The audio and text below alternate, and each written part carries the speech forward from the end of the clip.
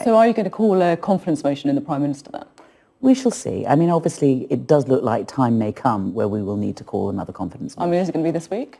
The thing is, you haven't got much time. I know. 10 days until we leave. It's a collective decision and not one that I can make on your programme, I'm afraid. Okay.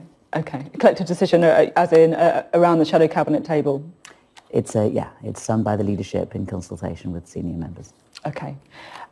Now, we might be in election territory, clearly. What would Labour's position be going into that election? Would it be that we want to leave with a deal, or would it be actually we want to put the whole thing back to the people with a second referendum?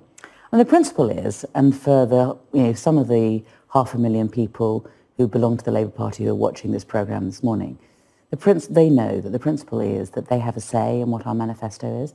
It isn't kind of, as it was with Theresa May's last manifesto, it isn't a couple of people in a back room deciding on what the policy is. We might have a snap election, though. We have to, I mean, we had a snap election last time. We've been negotiating Brexit for years now. Surely we should know what Labour's position would be going into an election. I can tell you what Labour's position is now, and I can tell you what I would think would be in the manifesto, but I can't be sure because it's not for me to decide. It is for the membership to decide. We have a process. Would we leave the EU or not?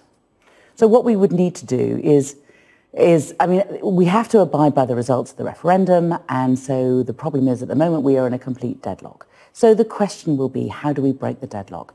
Do we break the deadlock by way of being able to agree something in Parliament? If we can't agree something in Parliament, then what do we do? Do we have a general election, or do we have a popular vote?